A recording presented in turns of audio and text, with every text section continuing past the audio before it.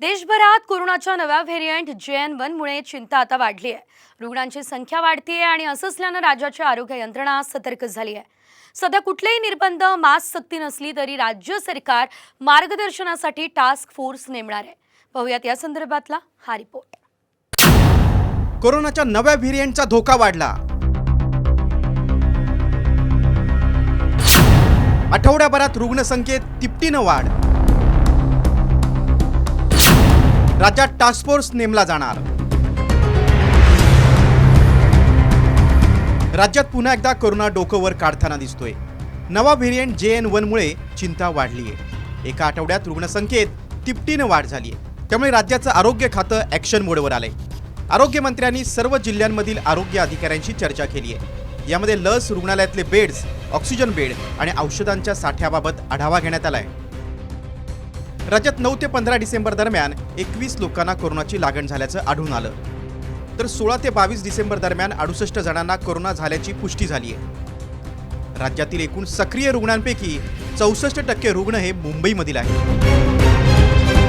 पुढच्या आठवड्यात task force नेमला जाईल। मास्कची सक्ती नाही, मात्र गर्दीच्या ठिकाणी मास्क लावावा असं आवाहन आरोग्यमंत्री तानाजी सावंत यांनी केलंय। टास्क फोर्स मागे आपण नेमली होती, एक टास्क फोर्स पुढच्या आठवड्यामध्ये नेमली जाईल आणि त्यांच्याही माध्यमातून त्यांचंही मार्गदर्शन आपल्याला मिळेल आणि वेळोवेळी आमचे अधिकारी, आमचे नोडल ऑफिसर ज्यांना अधिकृत केलेलं आम्ही प्रेस नोट पब्लिश करण्यासाठी, ते आपल्याशी कॉन्टॅक्टमध्ये राहतील। गर्दीच्या ठिकाणी जात असेल तर मास्कचं कंपल्शन अजिबात नाही, पण स्वतःच्या काळजीसाठी, स्वतःच्या कुटुंबियाच्या काळजीसाठी आपण मास्क वापरावं हे मी आव्हान करतोय। कंपल्शन अजिबात नाहीये। आरोग्य विभागाकडून मिळालेल्या माहितीनुसार शुक्रवारी राज्यामध्ये एकूण 676 जणांची चाचणी करण्यात आली। यापैकी 19 जण कोरोना पॉझिटिव्ह आढळलेत। मुंबईत 8, ठाण्यात 4, कल्याण डोंबिवलीत 1, रायगडमध्ये 1, सांगलीत 2, पुण्यात 1 आणि छत्रपती संभाजीनगरमध्ये 2 रुग्ण आढळलेत। सध्या राज्यात एकूण 53 ॲक्टिव्ह रुग्ण आहेत। त्यापैकी 6 जणांना रुग्णालयात दाखल करण्यात आले। 2 जणांवर ICU मध्ये उपचार सुरू आहेत। कोरोनाच्या नव्या विषाणूच्या प्रादुर्भावाच्या पार्श्वभूमीवर नाशिक महापालिकाही अलर्ट मोडवर आहे। महापालिकेच्या सर्व रुग्णालयात कोरोना वॉर्ड पुन्हा सज्ज करण्यात आले।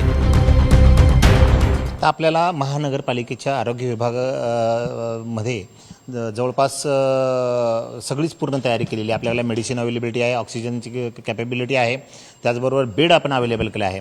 माननीय आयुक्त डॉक्टर अशोक करंजकर सरांनी आमच्या सगळ्या वैद्यकीय अधिकाऱ्यांच्या आणि नोडल ऑफिसरच्या सभा घेतल्या आणि सक्त सूचना केल्या। त्याबरोबर आम्ही मॉक ड्रिल झाली। माननीय मुख्यमंत्री साहेब आणि माननीय आरोग्यमंत्री साहेब यांच्या ज्या व्हिडिओ कॉन्फरन्सिंगद्वारे सूचना झाल्या आणि महाराष्ट्र शासनाच्या आरोग्य विभागामार्फत आयुक्त सरांनी ज्या सूचना केल्या त्यानुसार आम्ही पूर्ण तयारी केलेली आहे। माजी टास्क फोर्स सदस्य डॉक्टर सुभाष साळुंखे यांच्या म्हणण्यानुसार घाबरण्याची गरज नाही, पण सध्याच्या परिस्थितीकडे दुर्लक्षही करता येणार नाही। लोकांनी सावध राहिलेलं कधीही उत्तम। विशेषतः ज्यांना इतरही आजार आहेत त्यांनी गर्दीच्या ठिकाणी जाणं टाळावं। मास्क घालणं खूप महत्त्वाचं आहे। बॉम्बे हॉस्पिटलचे consultant physician doctor Gautam Bhansali यांच्या म्हणण्यानुसार या आजारामध्ये सर्दी, खोकला, ताप यांचा समावेश आहे। लस आणि बूस्टर डोसनं महत्त्वाची भूमिका बजावली आहे, त्यामुळे लाट येणार नाही। चीनसह अनेक देशांमध्ये कोविडचा JN1 सब व्हेरिएंट वेगानं पसरतोय। भारतात दर तासाला सुमारे 26 ते 27 कोरोना रुग्ण आढळत आहेत। सक्रिय रुग्णांची संख्या 3000वर पोहोचली आहे। त्यातच सर्वत्र नाताळ आणि नववर्षाची धूम पाहायला मिळते। त्यामुळे प्रत्येकानं सतर्क राहून स्वतःची काळजी घेणं गरजेचं आहे। ब्युरो रिपोर्ट, साम TV न्यूज।